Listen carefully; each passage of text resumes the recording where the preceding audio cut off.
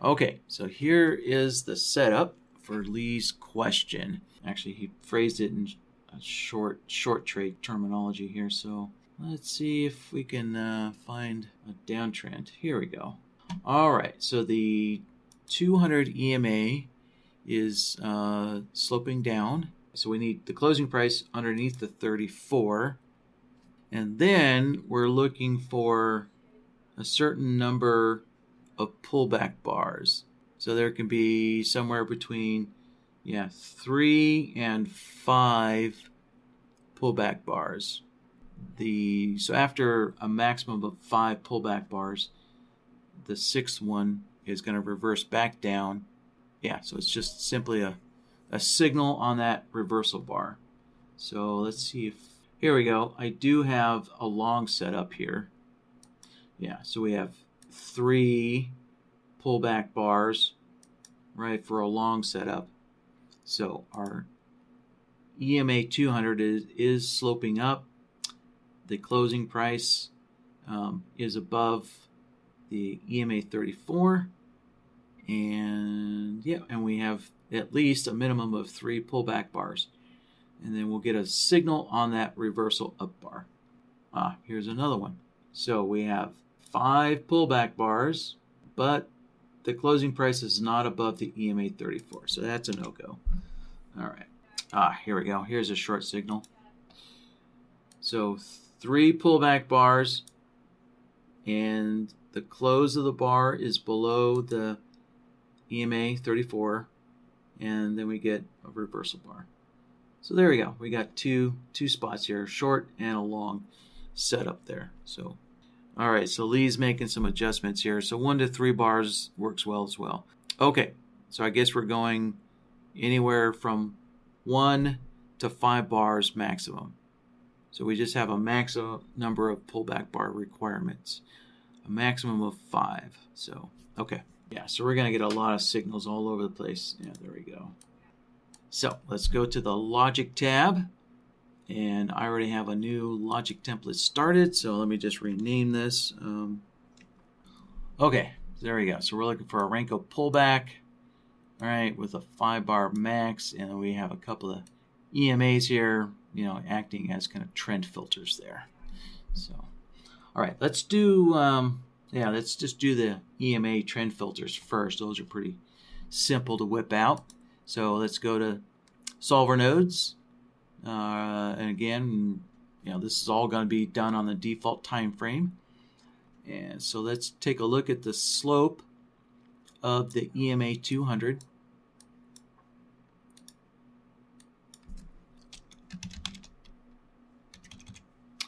There we go. There's a name. So input, let's change our input to the EMA. There we go, EMA 200. And there we go. All right, so we can see when the EMA here switches from sloping down to sloping up, and then dips back down and then slopes back up again. All right, easy enough. Okay, so now the next thing is to make sure that the closing price, right? So we want to make sure that the closing price of these bars are above the EMA 34. So that's going to be a comparison, right? So we're going to compare the closing price of the bar to the EMA 34.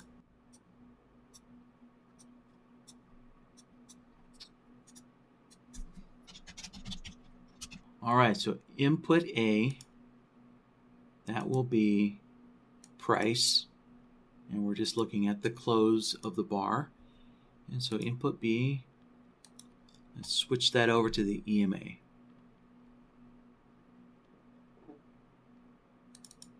There you go, EMA, make it a 34 period. And there we go. All right, now, so we can see as long as the close is above our EMA 34, we're getting a long output. And as soon as it dips below, it's going to give us a short output, right? And let's see. We can start connecting these together with an AND node, like so. There we go. All right, now here's where the logic gets a little more complex. We need to start counting the pullback bars. Yeah, start counting the pullback bars. And we want to make sure that there's a maximum of 5. All right, so let's see, let's zoom in here. All right, so we know that we want a long signal on this reversal bar, but we need to count these down bars.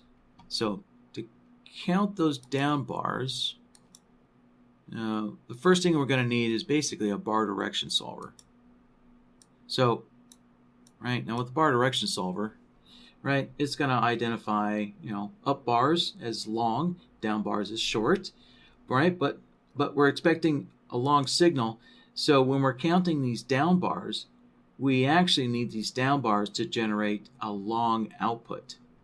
So what we're going to do is, in this particular case, using Renko bars, we can actually invert the output. So so this will work for Renko bars and Renko bars only.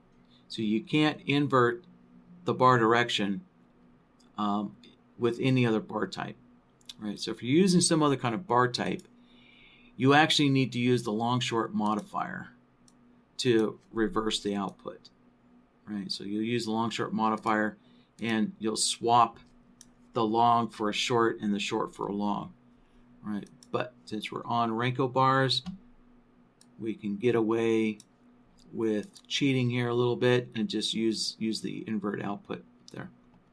All right, let's see here. So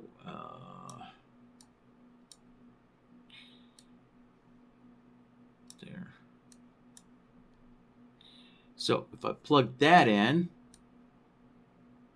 there we go. So now we have the all the pullback bars marked, right?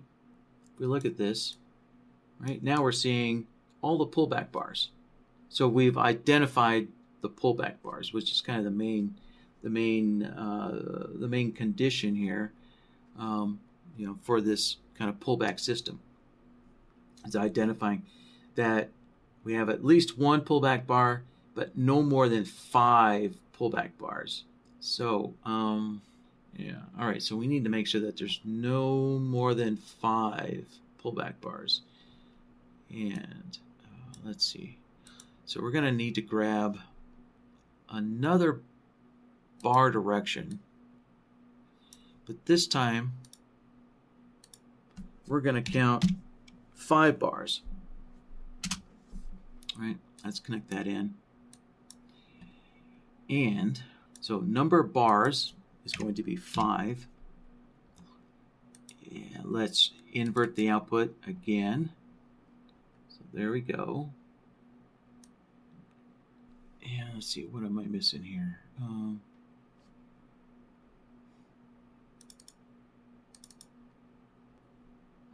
Right. Okay. Yeah, that's right. So we can't actually invert this. We can't actually invert this. Yeah, this is a situation where invert will not work. But what we're looking for here is, right, so if we count these down bars, we got 1, 2, 3, 4, and then the 5th bar is marked. So we actually want to allow that 5th bar to go through and generate a signal. So I'm going to need to increase this by 1 more. So when we get to the 6th bar, right, we want this to basically disqualify the setup. Yeah, we want this to disqualify the setup. Let's see, actually, I'm trying to remember how I did this last time. It seemed so easy last time. Okay, yeah, that's what I'm missing. So I need a long-short modifier here, and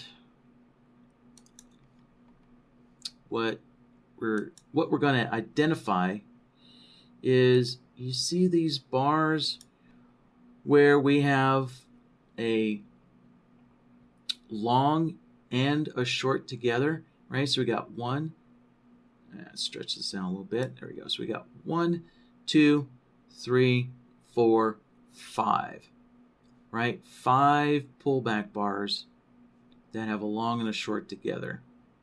So we want to identify those bars that have a long and a short together. And to do that, let's see here. Yeah, I'm going to use the product mode here. So the long short modifier, I'm using the product mode, which, if you remember from elementary school, product is just a fancy word for multiplication.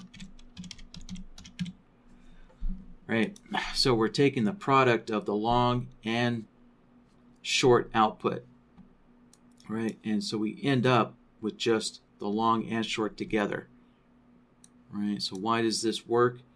Well, if you take this long output, which equals 1, and multiply it by the short output, which equals 0, well then, everybody knows 0 times anything is 0, right?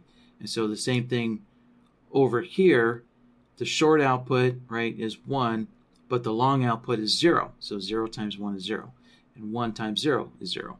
So that's how the product, right, the multiplier, that's how that strips out the short only or the long only, and we're left with just the long and short together. So when we look at this, right, we have an output on the first, second, third, fourth, and fifth bar, and then the sixth bar, right, no output there on the sixth bar. So this no signal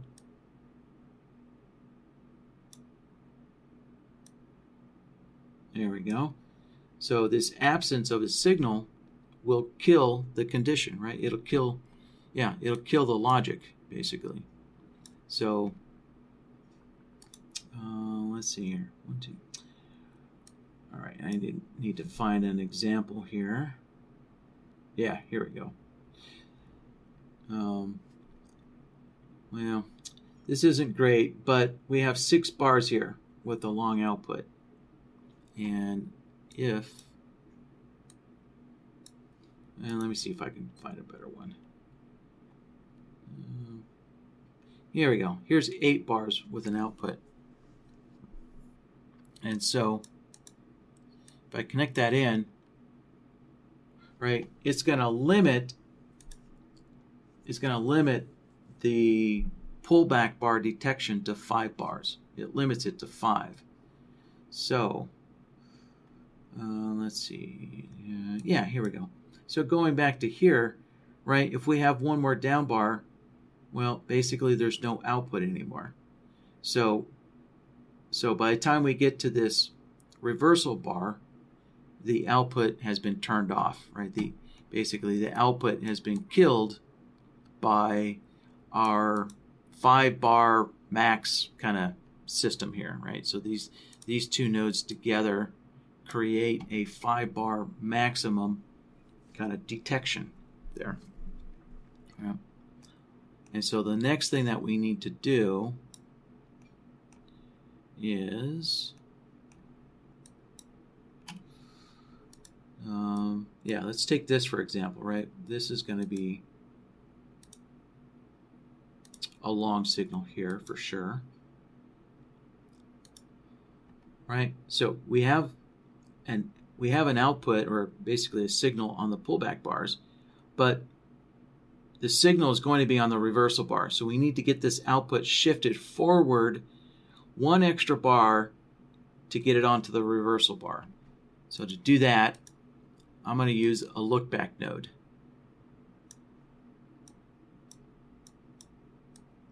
There we go.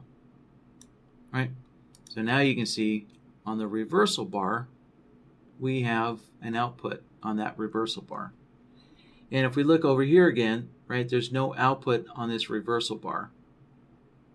So that'll prevent the signal from generating. And so what I'm using on this lookback node is I'm using the displacement of 1. So, right, it's defaulted with a displacement of 1.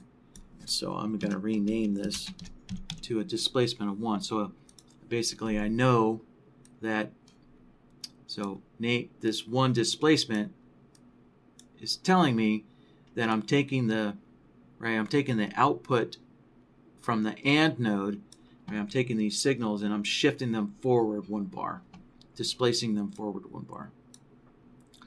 And so now the last step is we need to detect these reversal bars. And so we actually already have I could go to my existing nodes and we already have that on there, but just for the sake of someone accidentally messing it up, right? So, well, actually more importantly, this price inflection solver belongs to a different system.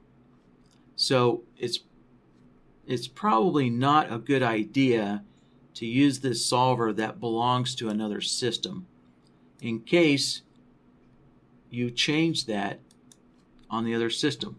So yeah, it's part of the Darvis, right? So it's part of this Darvis. So if you go and tweak this Darvis touch system here, if you go and tweak this guy for this system, well, if I use this same solver